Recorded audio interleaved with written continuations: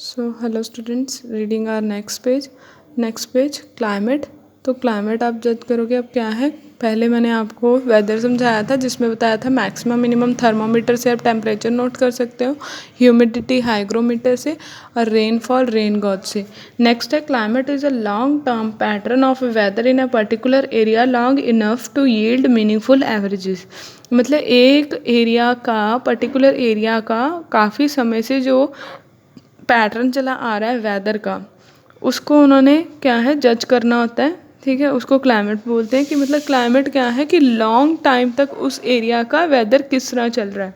It is measured by assessing the pattern of variation in temperature, humidity, atmosphere pressure, wind, precipitation and other meteorological variation in a given region over a long period of time। कह रहे कि इसको major करने के लिए, climate को major करने के लिए वहाँ के temperature variation, humidity variation, atmosphere pressure. तो क्या है कि टेम्परेचर मेजर करने के लिए उस पर्टिकुलर एरिया का काफ़ी टाइम से जो टेम्परेचर, ह्यूमिडिटी, एटमॉस्फेयर, विंड या बाकी सारी चीज़ें जो चल रही हैं उनको स्टडी करा जाता है पहले, फिर क्लाइमेट मेजर करा जाता है। To know about the climate और weather pattern of a place, meteorologist क्या होते हैं जो स्टडी करते हैं इन वेरिएशंस की। ठीक है, study the weather record of a place over a long period of time that is for 20 to 25 year. अब एक जगह का क्लाइमेट पैटर्न बताने के लिए क्या है कि वो 20-25 साल पुराना सारा रिकॉर्ड जो है निकाल के उसको स्टडी करते हैं। ठीक है, long term average temperature for any particular month of year is calculated in 2 step.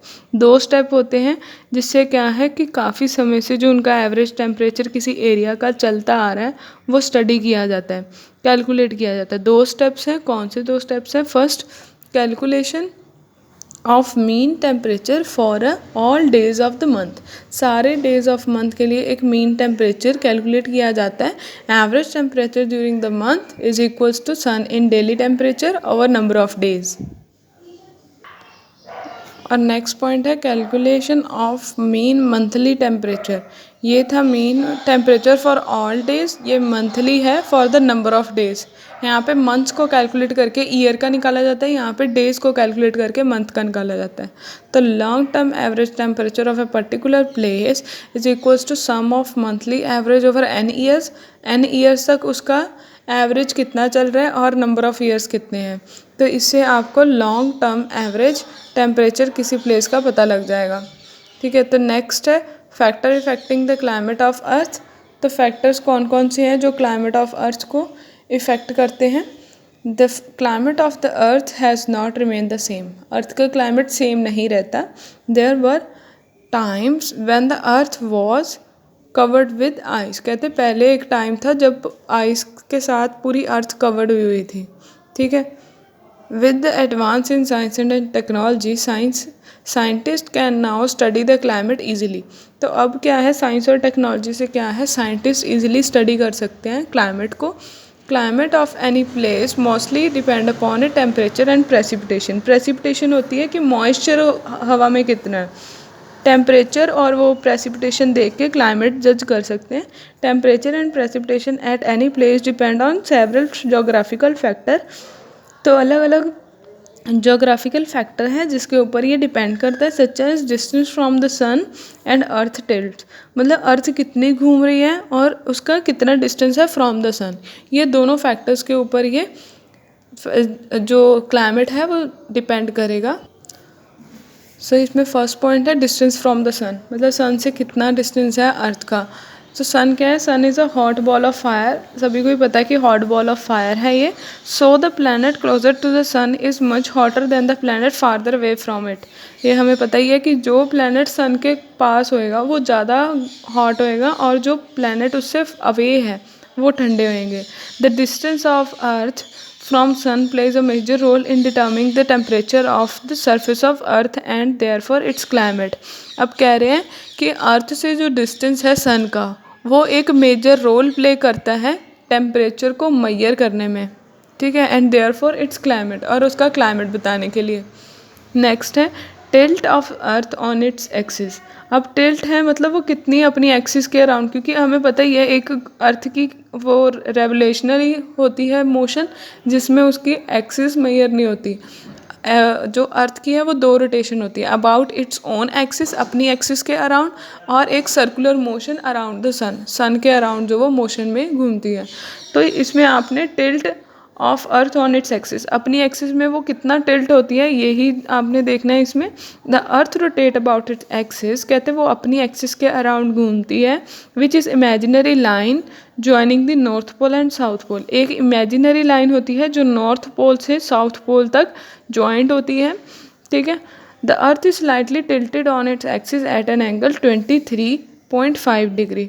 अब कहते हैं कि अर्थ जो है वो थोड़ा सा टिल्ट होती है, थोड़ा सा ही टिल्ट होती है, और कितना एंगल बनाती है 23.5 degree, as it revolves around the sun in elliptical orbit. जब वो इलिप्टिकल ऑर्बिट में घूमती है तो वो अपनी एक्सिस से शिफ्ट होती है, स्लाइटली शिफ्ट होती है 23.5 degree. This is called angle of inclination, इसको एंगल ऑफ इंक्लिनेशन बोलते हैं। Due to this tilt some places on earth are nearer to the sun. कहते हैं इस टिल्ट की वजह से क्या है कि सम प्लेसेस जो अर्थ की है वो सन के पास रहती हैं, और जो बाकी हैं वो दूर होती हैं। While some places are far, बाकी दूर होती है from the sun at different times in the year, अलग अलग टाइम पे वो पास या नज़दीक या दूर होती हैं। The part which is relatively close to the sun experience summer season, जो बिल्कुल पास होएगा वहाँ पे समर सीजन होएगा, और जो दूर होएगा वहाँ पे विंटर सीजन होएगा। फ्रॉम मार्च टू सितंबर, मार्च से सितंबर तक क्या है, northern hemisphere is closer to the sun. इसको अंडरलाइन कर लेना कि मार्च से सितंबर तक नॉर्दर्न हेमिस्फीयर जो है वो सन के पास होता है, और वहाँ पे समर सीजन होता है। आफ्टर सितंबर, सितंबर के बाद क्या है, temperature starts to fall gradually, गिरना शुरू हो जाता है temperature, and winter season start, और विंटर सीजन स्टार्ट हो जाता है। At the same time southern hemisphere, southern hemisphere इसके उल्टा चलेगा, southern hemisphere is far from sun, दूर होएगा, और वहाँ पे विंटर सीजन होएगा। When the winter season in the northern hemisphere, कहते जब यहाँ पे विंटर होएगा, नॉर्दर्न में विंटर होएगा, तो साउदर्न में क्या होएगा, समर। तो जहाँ जो नॉर्दर्न हेमिस्फीयर जब यहाँ पे विंटर होएगी तो साउदर्न हेमिस्फीयर इससे उल्टा होएगा, वहाँ पे समर होएगी, ठीक है। तो ये आपने पूरा ये वाला करना है, ये आपको पेपर में आ सकता है। सीजन्स कैसे चेंज होते हैं ये आपने पूरा स्टडी करना है। नेक्स्ट है day and night. Day and night भी रोटेशन के अकॉर्डिंग आपका जो है वो चेंज करता है। Day and night are caused by the rotation of earth on its axis at it revolve around the sun. तो सन के अराउंड जैसे वो रेवोल्यूशन लेती है, रोटेशन लेती है, तो डे एंड नाइट होते हैं। The part of earth facing the sun experience the day, जब वो सन के सामने होता है तो डे होता है, और जो दूसरी साइड है वहाँ पे नाइट होती है। Therefore days are warmer and nights are cooler, इसलिए डे जो है वो वार्मर होते हैं, गर्म होते हैं, और नाइट कूलर होती हैं। The length of day is given by the difference in the time of sunrise and sunset. तो सूरज जब ढलता है, मतलब जब शाम होती है और जब सुबह होती है, तो इन दोनों के डिफरेंस से आप डे की लेंथ बता सकते हो कि कितना लंबा दिन है। The area of the earth surface on which light falls varies due to earth tilt. तो अर्थ टिल्ट के अकॉर्डिंग जो सरफेस है, सरफेस के ऊपर जो सनलाइट है वो वेरी करती है, ठीक है। Its position in its orbit around the sun. तो सन के पोजीशन के अकॉर्डिंग जो आपकी सनलाइट फॉल करती है वो वेरी करती है, सनलाइट फॉल जो है वो वेरी करती है। In northern hemisphere 22 June is the longest day. Northern hemisphere में 22 जून जो है वो सबसे बड़ा दिन माना जाता है, और 22 दिसंबर सबसे छोटा दिन माना जाता है। तो अप टू दिस आपने रीड कर लेना है।